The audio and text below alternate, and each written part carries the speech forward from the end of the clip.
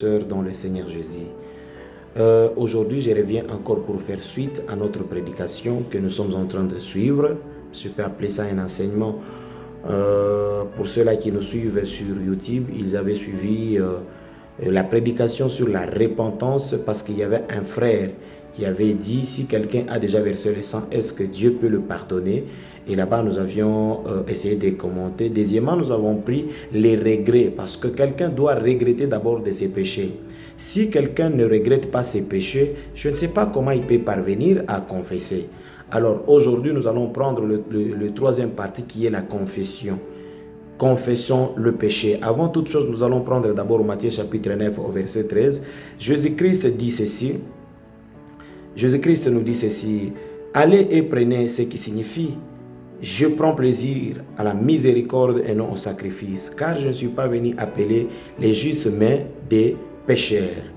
Jésus-Christ, en venant dans ce monde, il avait quitté son trône de gloire, là où il était assis au ciel. Il y avait les anges, il y avait les archanges, il y avait les chérubins. Il a abandonné son trône de gloire.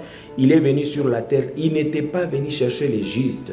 Parce qu'il n'y a aucune personne qui est juste. Il n'y a aucune personne qui est parfaite.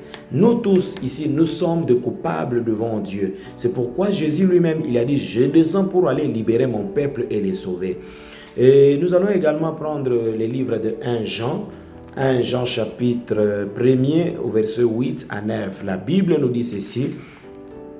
Si nous disons que nous n'avons pas de péché, nous nous séduisons nous-mêmes et la vérité n'est point en nous. Si nous nous disions que nous n'avons pas de péché, si toi tu peux lever ton doigt pour dire que moi je n'ai pas de péché, donc tu te trompes, tu te séduis de toi-même. Et au 9 on nous dit ceci. Si nous confessons nos péchés, il est fidèle et juste pour nous les pardonner et pour nous purifier de toute iniquité. Si nous confessons nos péchés, Jésus est prêt pour nous pardonner, nous purifier et effacer toutes nos iniquités. Que le Seigneur vous bénisse. Chaque personne, il n'y a aucune personne qui peut dire que moi, je suis saint, je suis parfait. Nous sommes tous coupables devant la parole de Dieu. Comme nous gagnons le temps, nous allons également prendre les livres de Proverbes 28 au verset 13. La parole nous dit ceci.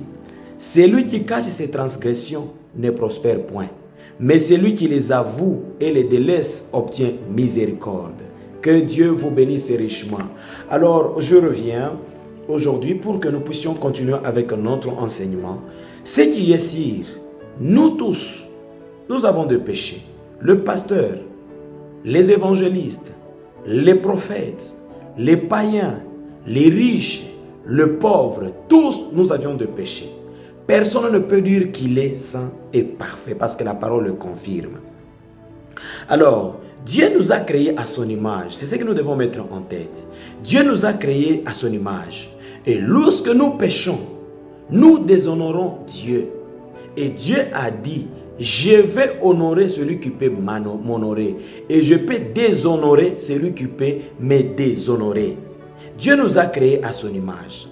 Mais ce qui est contraire, ce qui est bizarre, c'est la nature de l'homme est de vouloir toujours chercher à se cacher, à faire des péchés et cacher ses péchés. Et pourtant, le péché produit toujours la mort. Chaque péché qu'on cache produit toujours la mort. Tu peux par exemple, tu avais avorté, mais arrivé à un certain moment, tu es dans le mariage. Tu entres dans le mariage, tu ne parviens pas à donner des enfants. En fin de compte, on peut te répudier du mariage. Tu peux, par exemple, tu avais pris la femme d'autrui. Tu restes avec une femme d'autrui. Tu as ravi de force la femme d'autrui. Et tu caches ton péché. Un pasteur qui peut ravir de force. Un pasteur qui peut ravir de force une femme d'autrui et s'approprie. Vous voyez? Et tout péché produit toujours la mort. Et la Bible dit, l'arbre tombe toujours du côté penchant. Si toi, le pasteur, tu t'es penché à prendre les femmes d'autrui, prendre les enfants d'autrui, détruire la vie des enfants d'autrui, sache qu'un jour, tu payeras ces péchés. C'est là. Que Dieu vous bénisse. Et tout péché produit toujours la mort. Alors, s'il y a un péché qui n'est pas confessé dans la vie d'une personne, un péché qui l'entoure produit toujours la mort. Et ces péchés peuvent l'empêcher à évoluer dans la vie. Si tu parviens à cacher le péché, parce qu'il y a des péchés qui semblent être difficiles à confesser. Par exemple, quelqu'un qui a déjà avorté.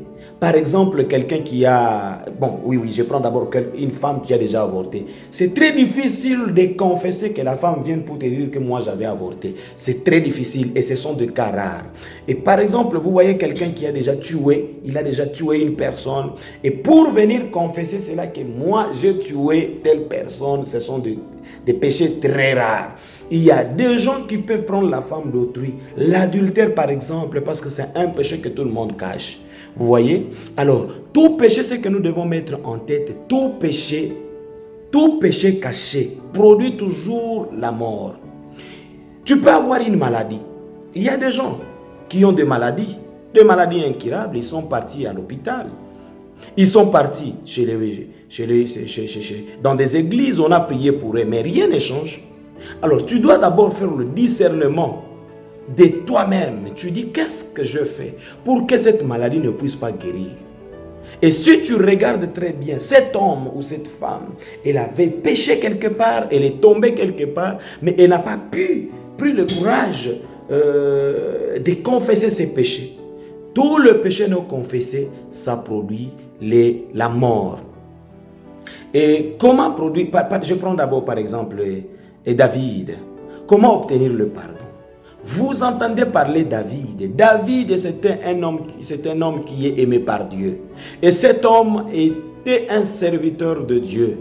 Mais qu'est-ce qu'il a fait? David a failli. Il est allé prendre Bathsheba, la femme de Uri, pour sa femme. Il a commencé à vivre avec cette femme. Mais il ne s'est pas arrêté par là.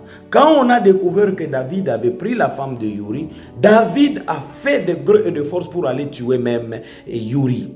Et quand il l'a tué, lui-même le dit dans Psaume, je crois, Psaume 32, verset, je peux lire un peu, Psaume 32, de 3 à 4, nous allons lire d'abord pour comprendre. Après avoir pris la femme d'autrui, et au fond de lui, il n'était pas en paix, il y avait un regret total. Qu'a dit David? Il a dit ceci: tant que je me suis tué, mes os consumés, je gémissais toute la journée. Quand il est resté silencieux. Car nuit et jour, ta main s'appesantit sur moi. Ma vigueur n'était plus sécheresse comme celle de l'été. Vous voyez? Il dit ceci: je t'ai fait connaître mon péché, je n'ai pas caché mon iniquité. J'ai dit, j'avouerai mes transgressions à l'Éternel, et tu y as effacé le peine de mon péché. Que Dieu vous bénisse. David, le serviteur de Dieu, après avoir commis ses péchés, après avoir pris la femme de Uri, il a reconnu en lui-même que j'ai commis un péché. Qu'est-ce que je dois faire pour que mes péchés soient pardonnés? Il est retourné à Dieu. Et quand David a confessé ses péchés, tous les péchés étaient pardonnés. Alors toi aussi, mon frère, ma soeur, si tu veux que tes péchés soient pardonnés, reste silencieux. Regrette d'abord le péché que tu avais fait. Si par exemple tu avais tué, tu as regretté au fond de toi parce que tu ne seras jamais tranquille. C'est ce que le livre des Proverbes nous dit. Tout celui qui verse le sang, tu ne resteras jamais tranquille. Tu ne resteras jamais tranquille parce que le sang de cette personne va commencer toujours à réclamer. Tu vois, peut-être tu avais avorté et que tu as regretté tes péchés. Maintenant, il faut confesser tes péchés. Il faut confesser tes péchés. Maintenant, à qui irions-nous confesser ces péchés? Est-ce que c'est chez les pasteurs? Est-ce que c'est chez qui? C'est ça que nous allons suivre dans des prédications qui vont venir après. Du reste, que le Seigneur vous bénisse. Continuez à vous abonner pour suivre la suite.